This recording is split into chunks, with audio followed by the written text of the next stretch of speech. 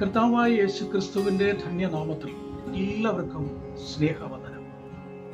Emmanuel prayer മിഷന്റെ ഉറവ് എന്ന ഈ പ്രോഗ്രാമിലേക്ക് ഏവർക്കും ഹാർദവമായ സ്വാഗതം. കർത്താവിൽ പ്രിയരെ, എല്ലാവരും സുഖമായിരിക്കുന്നു എന്ന് കരുതുകയാണ്. എല്ലാ പ്രിയപ്പെട്ടവരെ ഓർത്തുകൊണ്ട് ഞങ്ങൾ പ്രാർത്ഥിക്കുന്നു.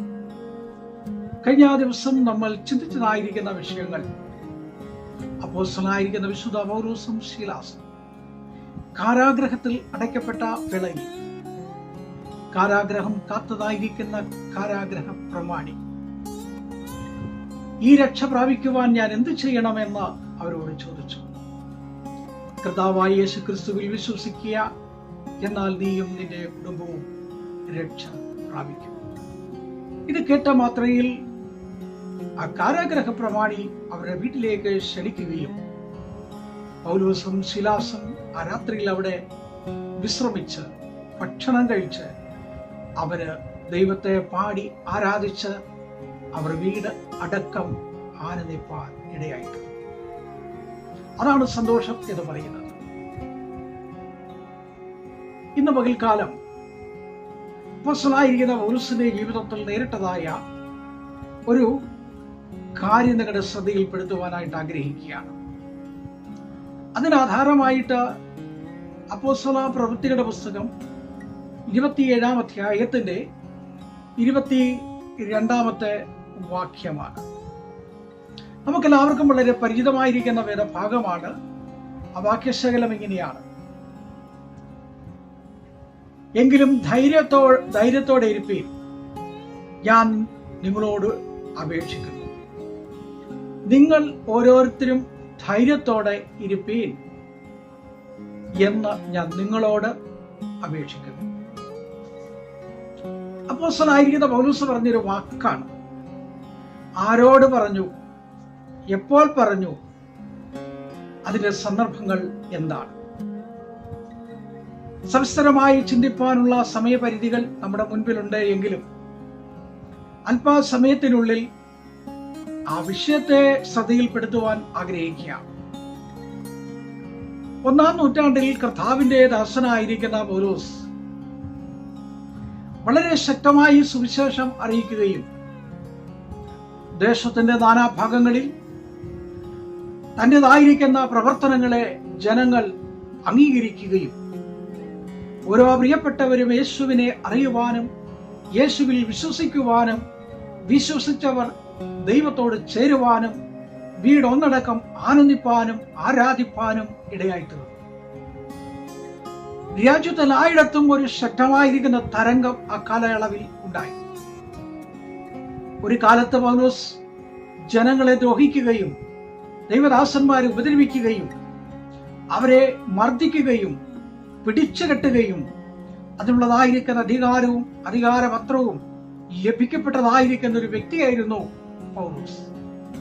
എന്നാൽ അതിൽ നിന്നൊക്കെയും വ്യത്യസ്തമായി ദൈവം തന്നെ വിളിച്ച് വേർതിരിച്ചപ്പോൾ തന്റെ ജീവിതത്തെ മാറി, തന്റെ പ്രവർത്തനങ്ങൾ മാറി. താനിപ്പോൾ വളരെയധികം ദൈവിക പ്രവർത്തനങ്ങളിൽ ഏർപ്പെട്ട മുൻപോട്ട് കടന്നു പോകുമ്പോൾ അന്നത്തെ അധികാരികൾ പൗലോസിനെ കാരാഗ്രഹത്തിൽ അടച്ചു. ചില നാളുകൾ കാരാഗ്രഹത്തിൽ കിടക്കുമ്പോൾ തന്നെ കാണുവാൻ പല പ്രിയപ്പെട്ടവരും വന്നിട്ടുണ്ട്. പല പ്രിയപ്പെട്ടവരോട് സംസാരിച്ചിട്ടുണ്ട്, ലേഖനങ്ങൾ എഴുതി കൊടുത്തിട്ടുണ്ട്. അങ്ങനെ പൗലോസിന്റെ കാരാഗ്രഹ ലേഖനങ്ങളുണ്ട്. അങ്ങനെ കാരാഗ്രഹത്തിൽ കിടക്കുന്ന സമയത്ത് അധികാരികൾക്കൊരു താല്പര്യമുണ്ടായി, ഇനിയും പൗലോസിനെ നമ്മുടെ രാജ്യത്ത് നിലനിർത്താൻ കഴിയില്ല, അതുകൊണ്ട് നാട് കടത്തണം. അങ്ങനെ പൗലോസിനെയും മറ്റു ചില തടവുകാരെയും അവിടെ നിന്നും മറ്റൊരു ദ്വീപിലേക്ക് നാട് കടത്തുകയാണ്. അതൊരു കപ്പലിലാണ് കൊണ്ടുപോകുന്നത്. ആ കപ്പലിൽ ഒരുപാട് യാത്രക്കാരുണ്ട്. ഒരുപാട് പ്രതീക്ഷയോടെ യാത്ര ചെയ്യുന്ന പ്രിയപ്പെട്ടവർ, അവരുടേതായിരിക്കുന്ന സാധനങ്ങൾ, അവരുടെ വിലപിടിപ്പുള്ള സാധനങ്ങൾ, വീട്ടിലെ ആവശ്യങ്ങൾ, എത്രയോ ആവശ്യങ്ങളുമായിട്ട് കടന്നു പോകുന്ന ഓരോ വ്യക്തികളും കുടുംബങ്ങളുമാണ്. ആ കൂട്ടത്തിലാണ് പൗലോസും കൂടെ ഉണ്ടായിരുന്ന കുറെ തടവുകാരും ഈ കപ്പലിൽ യാത്ര ചെയ്യുന്നത്. കരവിട്ടു കടലിന്റെ ആഴങ്ങളിലേക്ക് കപ്പൽ നീങ്ങിക്കൊണ്ടിരിക്കുമ്പോൾ 1-2 ദിവസങ്ങൾ കഴിഞ്ഞപ്പോൾ കരയും കടലും കര കാണാൻ കഴിയാതെ വണ്ണം കടലിന്റെ ദൂരമോ വ്യാപ്തിയോ തിരിച്ചറിയാൻ കഴിയാത്ത വിധത്തിൽ അത് ദൂരേക്ക് സഞ്ചരിച്ചു കൊണ്ടിരിക്കുമ്പോൾ പെട്ടെന്ന് രാത്രിയിൽ ഒരു ഈശാന മൂലക്കാറ്റടിച്ചു, കൊടുങ്കാറ്റടിച്ചു. ഈ കൊടുങ്കാറ്റ് അവരുടെ പടകിനെ ആകമാനം ഉലച്ചു. കപ്പിത്താൻ ഭയപ്പെട്ടു. ഈ കപ്പിത്താൻ എത്രയോ സന്ദർഭങ്ങളിലൂടെ കടന്നുപോയിട്ടുണ്ട്. കടൽ യാത്ര എത്രയോ കണ്ടതാണ്. എത്രയെത്ര ചുഴലിക്കാറ്റുകൾ കണ്ടു, പേമാരികൾ കണ്ടു, തിരമാലകൾ കണ്ടു. ഈ കപ്പലിന്റെ ഉയരങ്ങളിൽ എത്തുന്ന തിരമാലകൾ കണ്ട് എന്നിട്ട് പോലും ഈ കപ്പിത്താൻ ഭയപ്പെട്ടില്ല. എന്നാൽ ഈ കപ്പിത്താൻ ഒന്ന് ഭയപ്പെട്ടു. ആശങ്ക വന്നു. എന്ത് ചെയ്യണമെന്നറിയാൻ കഴിയാതെ വന്നു. കാരണം മുൻപോട്ട് പോകുവാൻ കഴിയാത്ത വിധത്തിൽ അവരുടേതായിരിക്കുന്ന കപ്പൽ ഏത് സമയത്തും പാറയിൽ ഇടിക്കും എന്ന് വിചാരിച്ച് ഭയപ്പെടുമ്പോൾ അവർ നങ്കൂരമിട്ടു. കാരണം അവരുടേതായിരിക്കുന്ന പടക് വട്ടം കറങ്ങുകയാണ്. പിടിച്ചിട്ട് നിൽക്കാൻ കഴിയാത്ത വിധത്തിൽ, നിർത്തുവാൻ കഴിയാത്ത വിധത്തിൽ അതാടി ഉലയുകയാണ്. എന്നെ കേൾക്കുന്ന എന്റെ വിശ്വാസികളെ, പ്രിയമുള്ള മാതാപിതാക്കളെ, ലോകമാകുന്ന ഈ സമുദ്രത്തിലൂടെ വിശ്വാസമാകുന്ന ഒരു പടകിൽ നാമും നമ്മുടേതായിരിക്കുന്ന കുടുംബവുമായിട്ട് യാത്ര ചെയ്യുമ്പോൾ മുൻപോട്ട് പോകുവാൻ കഴിയാതെ ഗതികൾ മാറിപ്പോകുന്ന വിധത്തിൽ, കാറ്റാഞ്ഞടിക്കുന്ന വിധത്തിൽ, ചുഴലിയാഞ്ഞടിക്കുന്ന വിധത്തിൽ, ഏത് വിധത്തിലും നമ്മെ വട്ടം കറക്കുന്ന വിധത്തിൽ കടന്നു വരുന്ന ഈ അഗാധമായ ഈ അന്ധകാരത്തിലേക്ക്, ആഴങ്ങളിലേക്ക് വലിച്ചു താത്തുകൊണ്ടുപോകുന്ന ആ വലിയ ചുഴലിയുടെ നടുവിൽ നമ്മൾ ഓരോരുത്തരുമായിരിക്കുമ്പോൾ ദാവീദ് പറഞ്ഞതുപോലെ ഞാൻ എൻ്റെ കണ്ണ് പർവ്വതങ്ങളിലേക്ക് ഉയർത്തുന്നു. എനിക്ക് സഹായം എവിടെ നിന്ന് വരും? എന്റെ സഹായം ആകാശവും ഭൂമി ഉണ്ടാക്കിയ യഹോവയിൽ നിന്ന് വരും. ജനങ്ങളൊക്കെയും ആശങ്കരായി. കപ്പലിലുണ്ടായിരുന്നവരെല്ലാം ആടി ഉലയാൻ തുടങ്ങി. അവരെല്ലാം അങ്ങോട്ടും ഇങ്ങോട്ടും ഓടാൻ തുടങ്ങി. അവരുടേതായിരിക്കുന്ന ചിന്തകൾ മാറി, വിചാരങ്ങൾ മാറി, ഭാവനകൾ മാറി.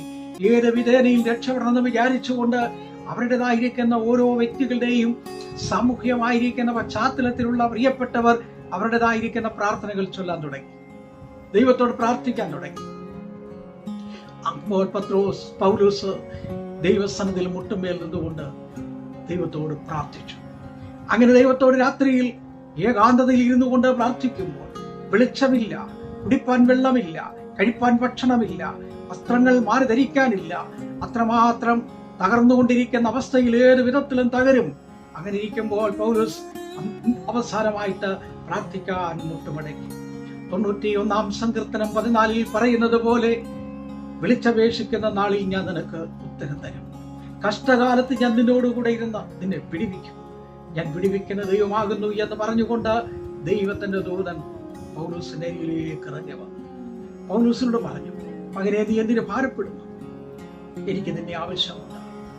ഈ കപ്പൽ തകർന്നാലും ഇതിനകത്തുള്ള ഒരു വ്യക്തി പോലും തകരുകയില്ല. ആഗ്രഹിക്കുന്ന തുറമുഖത്ത് ഞാൻ അവരെ ആക്കും. പ്രിയമുള്ളവരെ, നിങ്ങൾ എന്തിനു ഭാരപ്പെടുന്നു? നിങ്ങളെ തകർത്ത് കളയുന്ന പാരമ്പര്യത്തിന്റെ കാറ്റുകൾ, തിരമാലകൾ, സാമ്പത്തികമായി തകർക്കുന്ന, കുടുംബത്തിൽ പ്രതിസന്ധികൾ ഉണ്ടാക്കുന്ന, പ്രശ്നങ്ങൾ സൃഷ്ടിക്കുന്ന കടബാധ്യതകളും പ്രശ്നങ്ങളും പ്രഷറായി നമ്മളെ തകർക്കുവാൻ ഞെരുക്കിക്കൊണ്ടിരിക്കുമ്പോൾ നിങ്ങൾ എന്തിനു തകരുന്നു, ഭാരപ്പെടുന്നു? പൗലോസ് പറയുന്നു, എനിക്ക് ഭാരമില്ല, എന്നെ ദൈവം ധൈര്യപ്പെടുത്തുകയാണ്. ദൈവത്തിന്റെ ദൂതൻ പറഞ്ഞു, നീ ബലപ്പെടുക മകനെ. ദൈവത്തിന്റെ ദാസൻ എഴുന്നേറ്റ് നിന്ന് ജനത്തോട് പറഞ്ഞു, ധൈര്യമായിരിപ്പീൻ. സ്തോത്രം, ധൈര്യമായിരിപ്പീൻ, ഞാൻ നിങ്ങളെ ആഗ്രഹിക്കുന്ന തുറമുഖത്തെത്തി. എന്റെ ദൈവനോട് പറഞ്ഞിട്ടുണ്ട്. അതെ, പ്രാണനെ മരണത്തിൽ നിന്നും വിടുവിക്കുന്ന ദൈവം, കണ്ണിനെ കണ്ണീരിൽ നിന്നും വിടുവിക്കുന്ന ദൈവം, കാലിനെ വീഴ്ചയിൽ നിന്നും വിടുവിക്കുന്ന ദൈവം. അതുകൊണ്ട് ദൈവസന്നിധിയിൽ നാം ഓരോ പ്രിയപ്പെട്ടവരുമായിരിക്കുമ്പോൾ പ്രയാസങ്ങൾ, നിരാശകൾ, ആശങ്കകളൊക്കെ ഉണ്ടാകും. ഭാരപ്പെടേണ്ട, നാം കുറച്ചു നിൽക്കാം, പ്രിയനോട് ചേരാം, കണ്ണുകളെ ഉയർത്താം, പ്രാർത്ഥനയോടെ അടുത്ത് വരാം. പൗലോസ് അവരെ പറഞ്ഞു ഉറപ്പിച്ചു. കപ്പിത്താനോട് വിളിച്ചു പറഞ്ഞു. കപ്പിത്താൻ അത് വിശ്വസിച്ചു. അതെ, വിശ്വസിക്കുക, ദൈവം നിന്നെ അനുഗ്രഹിക്കും. കരുണയുള്ള ദൈവമേ, സുക്രിസ്ത പിതാവേ, അനുഗ്രഹിക്കപ്പെട്ട നല്ല പകൽക്കാലത്തിന്റെ നല്ല വേളയ്ക്കായി സ്തോത്രം. വചനം കേൾക്കുന്ന പ്രിയപ്പെട്ടവരെ ഓർക്കുന്ന രോഗികളായി കഴിയുന്ന അനേകരുണ്ട്. അവരെ ഓർക്കുന്നു. ജോലിയോടുള്ള ബന്ധത്തിൽ സ്വദേശത്തും വിദേശത്തും ഗൾഫിലും യൂറോപ്പിലും അമേരിക്കയിലും ഒക്കെ ആയിട്ട് അനേക പ്രിയപ്പെട്ടവരുണ്ട്. ബിസിനസ് ചെയ്യുന്ന പ്രിയപ്പെട്ടവരുണ്ട്. പഠനത്തിനായി പോയവരുണ്ട്. കുടുംബമായി പാർക്കുന്ന പ്രിയപ്പെട്ടവരുണ്ട്. അവരെല്ലാം ഓർത്തുകൊണ്ട് ഞങ്ങൾ പ്രാർത്ഥിക്കുന്നു. എല്ലാവരെയും അനുഗ്രഹിക്കുന്നു. സകല നന്മകളും അനുഗ്രഹങ്ങളും യേശു നാമത്തിൽ തന്നെ. ആമേൻ. Praise the Lord. ദൈവം നിങ്ങളെ ധാരാളമായിട്ട് അനുഗ്രഹിച്ച് കാക്കുന്നതാകട്ടെ.